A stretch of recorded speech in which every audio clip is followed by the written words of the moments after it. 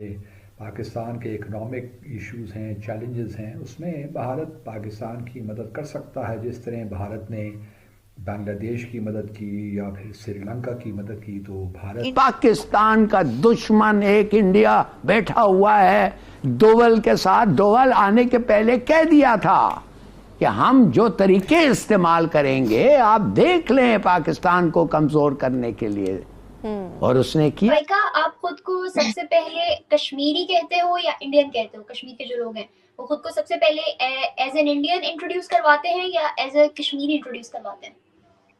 देखिए, अगर कश्मीर इंडिया का पार्ट है, Kashmir is the integral part of India, लेकिन ओवरऑल अगर हम कहते हैं, हम प्राउडली कहते हैं कि वी आर द इंडियन। मेरे इंडिया के पास है, उधर कितने का आटा किलो मिल रहा है? इसका पता नहीं है अभी क्या। 25 रुपए केजी मिल रहा है, और हमें कितने का मिल रहा है? 160 रुपए केजी।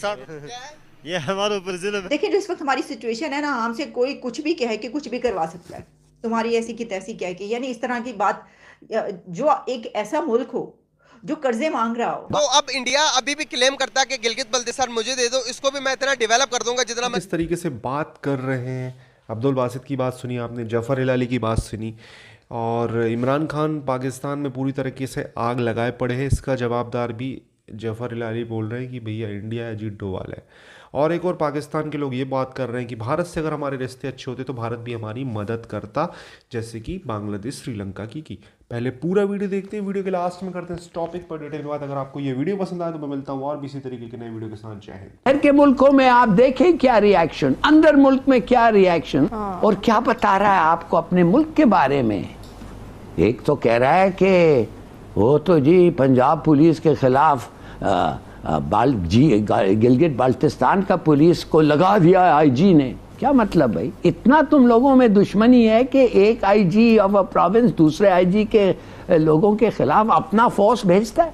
पाकिस्तान का दुश्मन एक इंडिया बैठा हुआ है दोवल के साथ। दोवल आने के पहले कह दिया था कि हम जो तरीके इस्तेमाल करेंगे आप देख लें पाकिस्तान को कमजोर करने के लिए, और उसने किया है और उस कर रहा है। और ही वाज स्वॉन टू, हमें पब्लिकली कहा है कि हम तुम्हारे साथ लड़ेंगे इन द डर्टी वे जो तुम हमारे साथ कर रहे हो, माने टेररिज्म, दुश्मन। हम तुम्हारा सोसाइटी को इस्तेमाल करके तुम्हें नुकसान पहुंचाएंगे, कह दिया है उसने।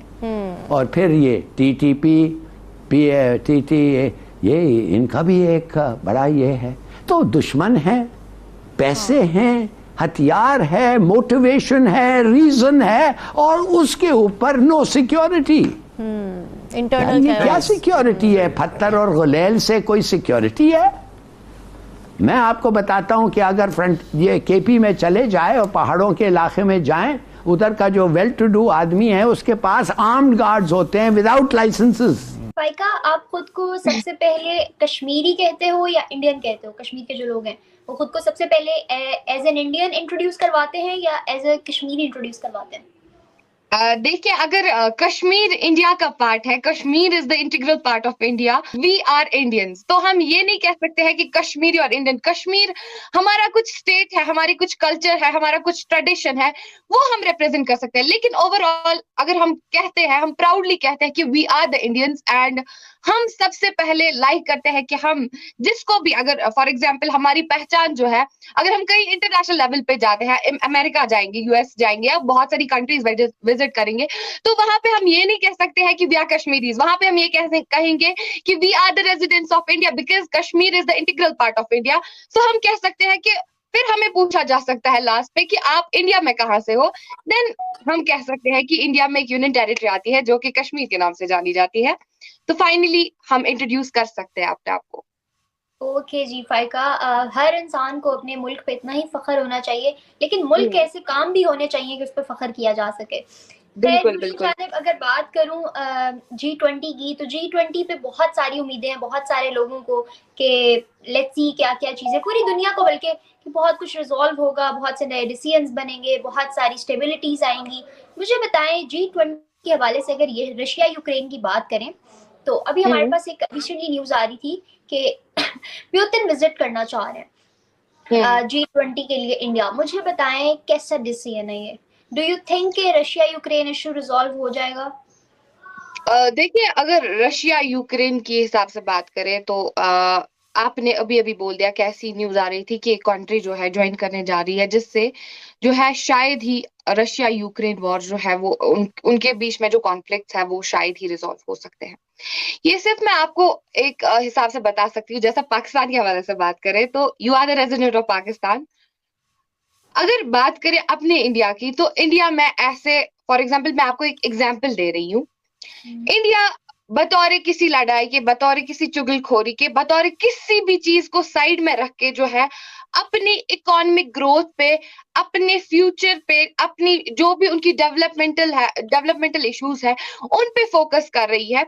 तो आई थिंक अगर रशिया यूक्रेन वॉर किसी भी कंट्री की, यानी कि जो भी इसमें शमूलियत इख्तियार करेगी, ये उससे रिजॉल्व नहीं हो सकता है।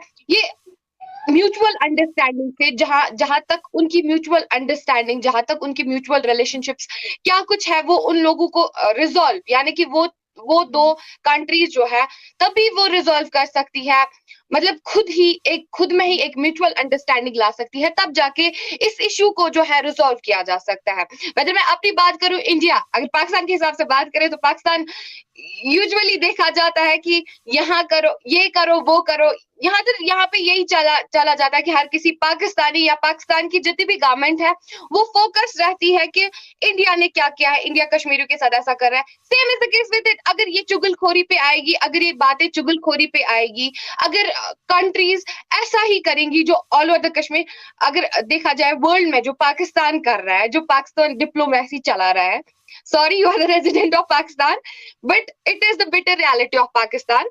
अब देखा जाए पाकिस्तान के हिसाब से बात करें तो पाकिस्तान जो जिस हिसाब से डिप्लोमेसी चला रहा है, और ऑन द अदर हैंड वो पीछे जा रहा है बहुत सी ऐसी इकोनॉमिक। तो दोस्तों ये वीडियो यहाँ पर होता है ख़त्म। आपने देखा किस तरीके से पाकिस्तानी मीडिया में बात हो रही थी भारत के बारे में। अब्दुल बासित सर, सैल्यूट है आपको, जिस तरीके से आप खुलेआम भीख मांग रहे हो। भारत को बिल्कुल मदद नहीं करनी चाहिए पाकिस्तान की, जिस तरीके से भारत ने मदद की श्रीलंका की, बांग्लादेश की, नेपाल की। भारत के पड़ोसी हैं वो, तुम दुश्मन हो भारत के। वो तीनों पड़ोसी हैं।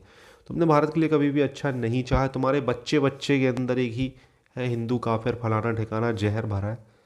हालांकि बहुत सारे बच्चों में भारत में भी भरा है वो जहर, ये भी एक सच्चाई है। तो भारत को बिल्कुल मदद नहीं करनी चाहिए, बिल्कुल भी नहीं। अब जफर इलाली बोल रहे हैं कि भैया ये जो इमरान खान और ये पाकिस्तान में पुलिस वर्सेस पुलिस, पाकिस्तान में Imran Khan supported versus Pakistan army हो रहा है, इसका जवाबदार इंडिया है। तो इनडायरेक्टली क्या भैया तुम जो अपने इमरान खान है उनको इंडियन एजेंट बोल रहे हो क्या? इंडियन एजेंट बोल रहे हो क्या इमरान खान को इनडायरेक्टली? मेरे हिसाब से तो मैं यही समझता हूँ। अब पाकिस्तान के बहुत सारे लोग ये भी बात करते हैं कि काश हम भारत से अलग ही ना हुए होते। यार ये बात तो छोड़ ही दो यार, बिल्कुल मतलब नहीं है। अलग देश की डिमांड थी, बंटवारा अच्छे से नहीं हुआ, इस बात का मलाल है। अच्छे से नहीं हुआ, अच्छे से मतलब पॉपुलेशन बाय भी और थोड़ा सा पार्टीशन बाय भी। अब मैं तो कई बार सोचता हूँ यार कि तरीके से बंटवारा हो जाता तो शायद आज इतनी परेशानियाँ जो इंडिया की हैं वो ना होती।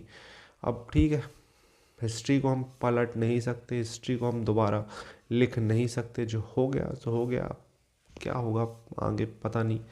आपको क्या कहना है इस टॉपिक के बारे में? प्लीज़ कमेंट में अपनी राय दें। चैनल को सब्सक्राइब करें, वीडियो को शेयर करें।